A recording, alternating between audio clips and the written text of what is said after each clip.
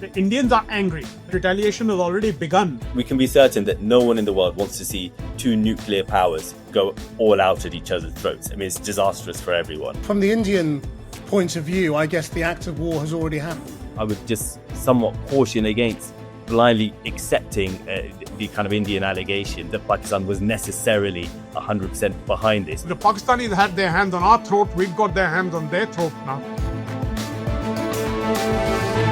Hello and welcome to the Fourcast. I'm Krishnan Guru-Murthy.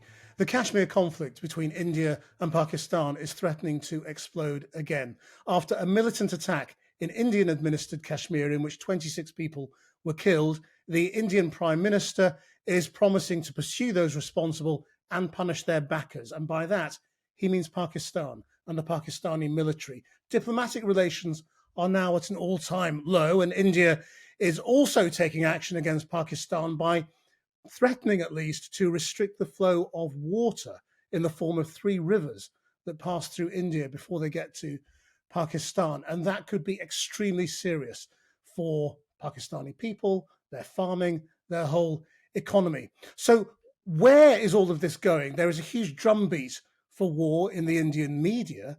Is that where it's really going to end up? Joining us to discuss all of this, the Indian journalist Manoj Joshi, who's held many positions across lots of Indian publications and is also an academic and has recently advised the Indian government on its security measures. And our correspondent Secunder Kermani joins us from the Pakistani capital, Islamabad. Secunder, it's the Pakistanis who have been retaliating with their diplomatic measures. Does it feel like this is getting to a new high in terms of tension? Certainly, tensions are absolutely escalating.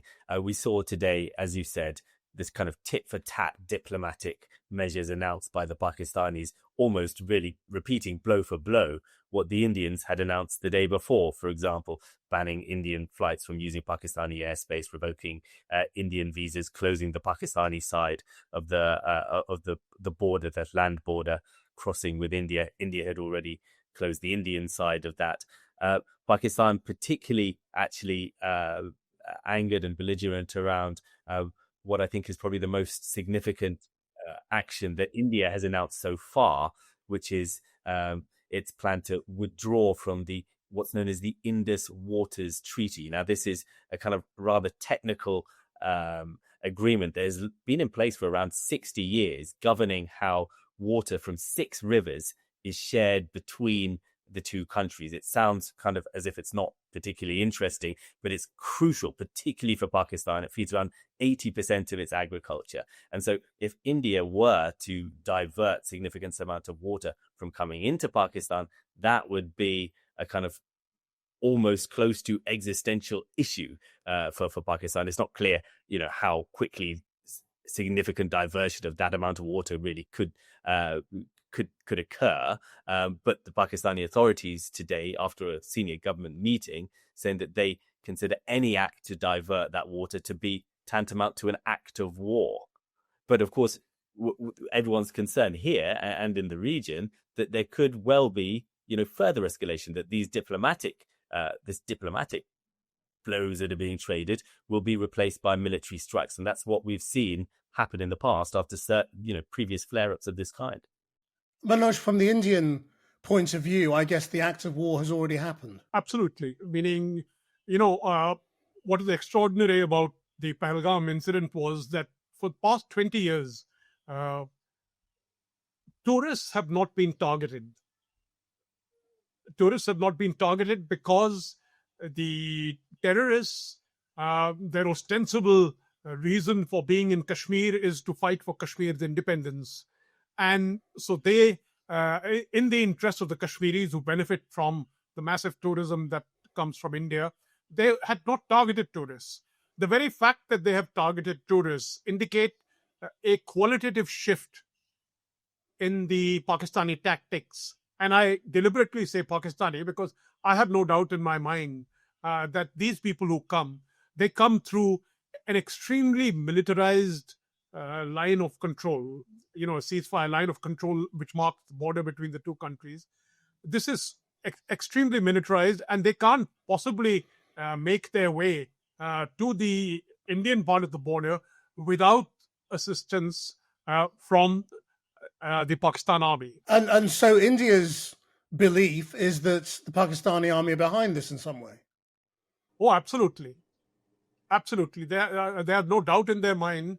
I mean, just to jump in there, Krish, I mean, of course, the Pakistani officials have have been strenuous in denying that they have any responsibility or any role in the attack. I mean, what is clear is that historically, certainly, Pakistan has absolutely sponsored pro-Kashmiri militants. Many in Indian-administered Kashmir actually at times have resented Pakistan's role, and they see them as having hijacked a kind of a local insurgency that kind of began due to nationalist reasons or ethno-nationalist reasons, and tried to kind of transform it into a more Islamist one, and one that was more aligned with Pakistan's strategic interests. So certainly historically, yes, there have been very close relationships, particularly with some of the militant groups like Lashkar-e-Taiba. That's the group that Indian officials alleges is actually behind this attack in Pahalgam, even though another far lesser known group, a much more kind of recently established group, the Resistance Front, has claimed credit for it. What's not clear to me is yet whether there is definitive evidence linking this particular attack to the Pakistani intelligence services or not. It's conceivable that they were involved.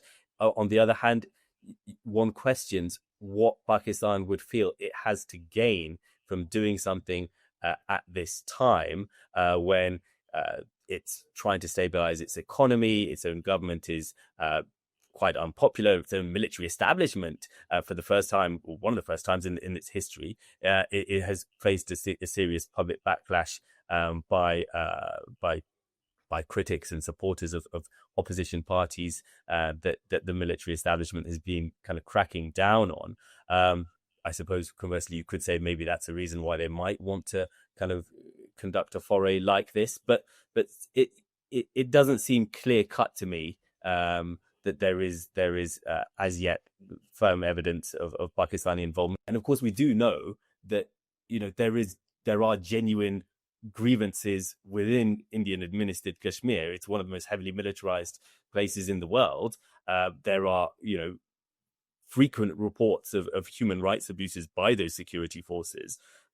So it's also conceivable that an attack could be carried out by, local militants who wanted to, put the Kashmir issue back into their headlines and back into the global agenda in a way, after many years of it having fallen away, really, as an issue, even within the region, let alone globally. Manoj, the point is, from India's point of view, they are absolutely clear that Pakistan has always been linked to militants acting in Kashmir, and the big question is not sort of, are they going to provide the evidence to the outside world because they don't feel the need, really.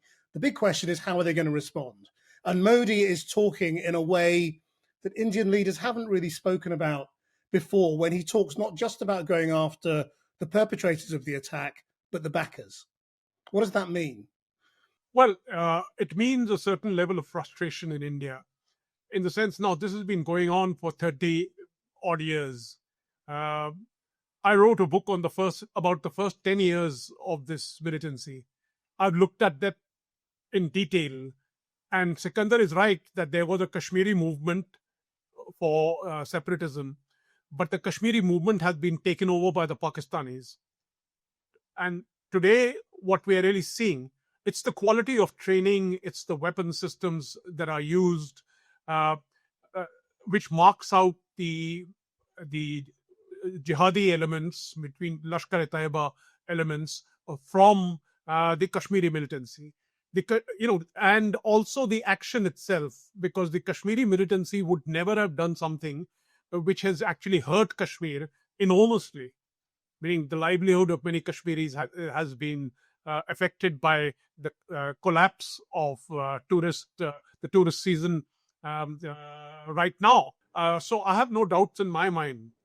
Now, why Pakistan did this, and I think Secunder also referred to this, that this has to do with the internal situation in Pakistan. It's not too good.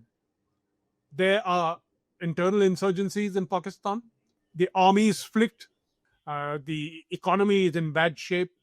The polity, the most popular man in Pakistan is in jail, meaning Imran Khan. And so the point I'm trying to make is that with all the domestic problems, throwing attention to Kashmir and Kashmir's so-called struggle for freedom is an ideal way for Pakistan to escape from its domestic troubles. So that's the hypothesis. But then the question is, how big is the military action going to be? We've seen airstrikes the last time around in 2019. It's going to have to be bigger than that, isn't it? Well, that's my point. You really don't need. Meaning, I believe that with India has done on the Indus Waters Treaty, cancellation of the Indus Waters Treaty, that alone is like, the Pakistanis had their hands on our throat, we've got their hands on their throat now. This is a warning to Pakistan that you have put us in a kind of an existential situation. We are going to do the same to you. And so you don't really need those airstrikes and those that military action. So you don't think that this will be a big military response right now? It may be from the Pakistani side because they're going to be desperate. My own feeling is that the government will also incorporate diplomacy in this. They will get hold of the United States, Saudi Arabia, UAE, maybe Turkey, and other countries, maybe China, and tell Pakistan that, look, guys, you've gone a step too far. And you got to undo this, and you've got to do some systematic work in undoing your jihadi machinery. Now, similar diplomacy had worked a little earlier. India never managed to punish the Pakistani perpetrators of the Mumbai attack of 2008, except the one man they caught and who was hung for it.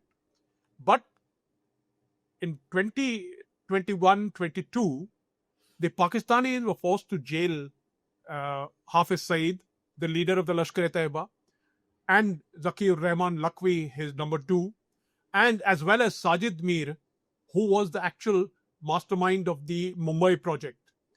And they were forced to do this not because on account of terrorism, but on account of money laundering charges. So what I'm trying to say is that there is room for diplomacy. There is room for coercive diplomacy, if I may put it that way. There is room for that. And maybe India will take that path. I just do want to pick up on what Manoj was talking about on the pressure that Pakistan had been exerting on groups like Lashkar-e-Taiba in more recent years, particularly after the last kind of flare-up that we saw of violence in 2019. Because I think it is significant. It did, I was based here at the time for the BBC, and so I saw a lot of it unfold. And we, everyone was quite skeptical about exactly how firm the Pakistani action would be. And of course, a lot of these figures were placed under house arrest rather than being placed in kind of, unpleasant jail cells. But it did seem for a while, under a former army chief, under a different prime minister, that Pakistan actually, after long having been the kind of a bit more of a pariah state and being kind of widely seen as sponsoring militant groups, actually was wanting to try and build a new path for itself within the international community and move away from that policy, having seen that actually its sponsoring of jihadist groups literally and quite tragically and bloodily could blow up in its own face with homegrown, Islamist insurgencies targeting themselves. So that's another reason why I would just somewhat caution against blindly accepting the kind of Indian allegations of that Pakistan was necessarily 100% behind this. It's possible. It's also possible, in my view, that it wasn't the case. Just as India has long accused Pakistan of sponsoring Kashmiri militants, Pakistan has long accused India of sponsoring an insurgency in the west of the country by separatist, secular Baloch ethnic rebels who are fighting for an independent or more autonomous state there. In terms of what happens next, I think we can look back at like I said, the last episode, when you had a big attack in Pulwama in Kashmir, around 45 Indian soldiers were killed in an attack, again, blamed on Kashmiri militants linked to the Pakistani intelligence services. India, after initially kind of announcing some diplomatic measures, then launched its first airstrike into Pakistani territory for something like 50 years, I believe.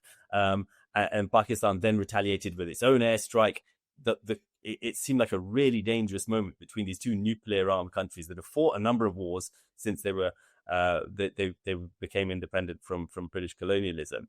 And the only thing that really stopped that cycle of escalation was that Pakistan downed an Indian pilot, and that his release provided something of an opportunity for an off-ramp.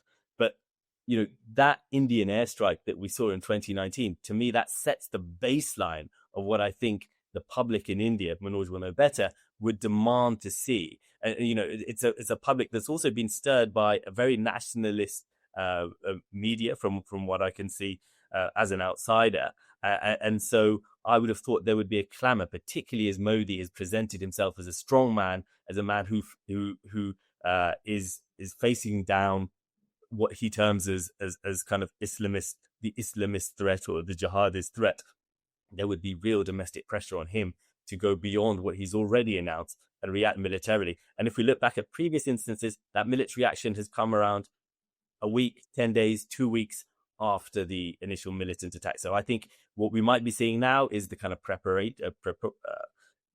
Indian officials kind of preparing the international community, briefing foreign ambassadors, for example, about their narrative. Pakistan's trying to do the same, laying the groundwork potentially for some kind of military action that could, I think, quite likely supersede what we've already seen in the past. I mean, Manoj, let's just talk about the domestic politics of this in India as well, having talked about the domestic situation in Pakistan. I mean, the news channels in India are sort of screaming for revenge right now. And you also have in Modi, a nationalist, but a nationalist who didn't do brilliantly at the last elections and could do with something that pulls his side together as well. How much of a temptation is there going to be to him to have a short, victorious war? Any war between Pakistan and India, the notion of victory is somewhat dubious. In the sense, what would victory mean? So short, victorious war, is almost an oxymoron in a certain way, because both are nuclear weapons powers. Both this thing. You could have a short skirmish, an Indian attack, maybe a missile attack, let's say on Murid-ke, the headquarters of the Lashkar-e-Taiba. See, but in my view, the real problem is the Pakistan military. And unless and until there is some way in which the Pakistan military can be deterred from its operation against India, its military operation against India. Now, I would hesitate to say that India has no intelligence role. It's quite possible that India is exploiting this.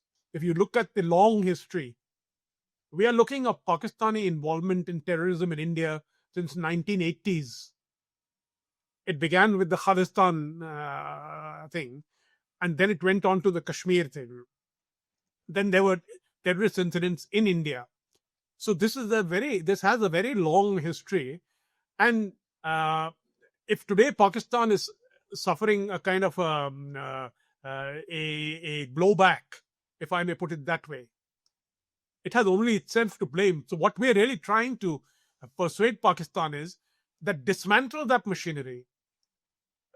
We may talk of Lashkar-e-Taiba and Jaish-e-Mohammed, Lashkar-e-Taiba in particular, that they have been defanged. I'm not so sure. But because as I pointed out to you, that those people have been jailed on money laundering charges. If the Pakistanis are serious, extradite them to India. I mean, they are wanted on the Mumbai attack of 2008. We need the Lashkar-e-Taiba chief, Hafiz Mohammad Saeed, Zakiur Rahman Lakhvi, who was the operational commander, Sajid Mir, and the ISI people. And there are dozens of names which we got evidence And it's not just the evidence with us. Foreign intelligence agencies also had picked up evidence. So that's why Tahawur Rana has been extradited to India. Pakistan should send these guys. They're accused of a very, very violent crime in Mumbai. That could be. Manoj, you know as well as I do that. Given the history of the relations between the two countries, that's completely unfeasible for the Pakistanis to do. I'm not coming. I'm not saying that in any defense of Pakistan's previous actions, but it's something that I think would be completely impossible for any government, even with the best will in the world. I'd like to hear your thoughts on it, but the impression I got when I was based here in this region, kind of day in, day out, which was kind of between 2017 and 2022, was that actually after many years, many decades, really, of Pakistan being, to be simplistic, the bad guy and being absolutely a sponsor of militancy, actually there had been a very belated realization, even within the Pakistani military, that this policy was self-destructive, that it was doing immense damage, not only in terms of kind of unleashing militants who were fighting against the Pakistani army itself, but also in terms of the country's image and how it was seen as a pariah state. And actually, even within the army, there was a shift that was occurring. And that's why we saw, for example, the last few years across the line of control, after there'd been a renewal of a renewed commitment to the ceasefire there, it'd been much quieter, much less cross-border shelling between the two sides. Infiltrations had been less. I'm sure the Indian government might take some credit for the security measure that they've been implementing in Indian-administered Kashmir, which human rights groups criticize. But I think there did seem to be a deliberate policy from within the Pakistani military establishment and intelligence services to move away from that model. And actually, conversely, India, after having reacted for many decades in a much more restrained fashion, I think, compared to Pakistan, was growing increasingly belligerent, particularly under Modi. And you saw a much greater Hindu nationalist fervor and desire to kind of talk about taking revenge on Pakistan. It seemed a great tragedy to me that kind of the opportunity for peace or greater dialogue between these two sides was like two ships passing each other, and that when one side was more open to it, the other side wasn't, and when the other side was more open to it, then conversely, across the border, they weren't open to it, and that's what seemed to me to be the kind of dynamic of the last few years. Manoj, the other thing that has obviously changed since the last time we saw a cross-border skirmish is the geopolitics. Trump in the White House offering his unconditional support to Modi, a man he clearly gets on very well with. J.D. Vance was in India just a couple of days ago. So that relationship is really good. The relationship between Modi and Putin is very, very strong and has been over the last few years because of that sort of oil deal that the two countries have been enjoying during the Ukraine war. So Modi diplomatically and geopolitically is incredibly strong and doesn't need to worry about the outside world telling him to stop. Modi has a strong wicket in international diplomacy. And as I pointed out to you earlier, that along with this, that's why I'm arguing that maybe there will be no military strike, and maybe it's this Indus Waters Treaty which will be the instrument. And this instrument is something which right now India is simply flashing before the Pakistan. But with the help of the international community, and when I say international community, I mean Putin, I mean Trump, I mean Saudi Arabia, I mean UAE, who can tell Pakistan, who can push Pakistan in a direction. I think, Krish, it's interesting. I think you're right. Of course, India is in a strong international position, but actually, if you look at the language that we've heard from the US so far, they haven't mentioned, from what I could see at least, Pakistan. So I'm not sure necessarily that anyone. Well, I think we can be certain that no one in the world wants to see two nuclear powers go all out at each other's throats. I mean, it's disastrous for everyone. And I think the danger here lies within if there is if one side carries out what it sees as a fairly restrained, perhaps almost face-saving, limited strike, how is that perceived by the other side? Because inevitably the other side will feel actually they need to save face too. They'll need to. That is always the fear when it comes to India and Pakistan, isn't it? Exactly. And then where does it go? And so I think that is a very realistic possibility and a massive danger.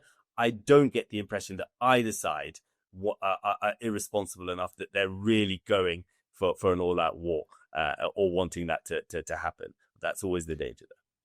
I mean, all-out war is obviously horrific for both sides, and I suppose I'm not talking about all-out war, but if you listen to the drumbeat, if you listen to the the way the news channels are screaming, the way the speeches are being made, and the language that's being used, and the context as well of a world in which strong men do whatever they want, and that you've got this war going on in Israel and Gaza in which Netanyahu does pretty much whatever he wants. And I think Modi is probably thinking there's an expectation on him to hit back militarily as well. And it's going to be quite a strong expectation. Sort of the kinds of responses that we've seen in the past won't cut it with his base. I'll let Manoj talk about more, but I mean, to me, we have an interesting history. You have in 2016, you had an attack that was in Uri, that was met by what India termed by a surgical strike, a very limited kind of special forces kind of raid just across the border, targeting, they say, military camps. 2019, you had this other very large scale suicide bombing carried out by a militant group, and you saw an Indian airstrike on what it said was a training base. It didn't result in any casualties as far as we could tell. So, but it was still an escalation from what we saw in 2016. Now we're in 2025. But the international pressure in 2019 was quite different, wasn't it? I'm going to disagree with you. I don't think there's been a substantial shift. I don't think that right now that there is anyone saying to India, go ahead and do whatever you want. Perhaps at that time there were less distractions, and so I mean the US did play something of a mediating role between the two sides. But I find it hard to believe that the US would be kind of okay with a really serious, major, massive military escalation in South Asia, given it's already struggling to deal with current crises in the Middle East and in Europe. And Trump doesn't want to see more wars; he wants to be the peacemaker, right? Supposedly, anyway. Manoj?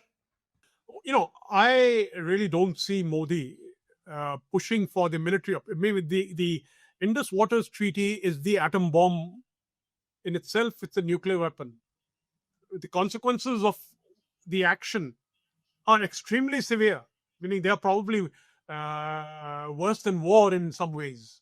When you starve a neighboring country of water. So it's already a pretty serious action. Modi has underfunded the defense establishment in India, meaning Indian spending as a percentage of its GDP has gone down in the Modi years systematically. So I'm not too optimistic in that front. I'm saying here we have the Indian Air Force chief screaming about what a disastrous situation the Indian Air Force is in. Now, is this going to be the instrument of revenge? Certainly, one thing has happened. The Indians are angry. They're very angry. And yes, you hear the screams in the TV. They want retaliation.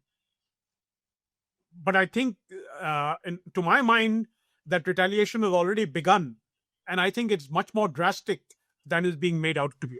Well, we'll leave it there. Manoj, Secunder, thank you both very much indeed for joining us. That's the forecast for now. Bye-bye.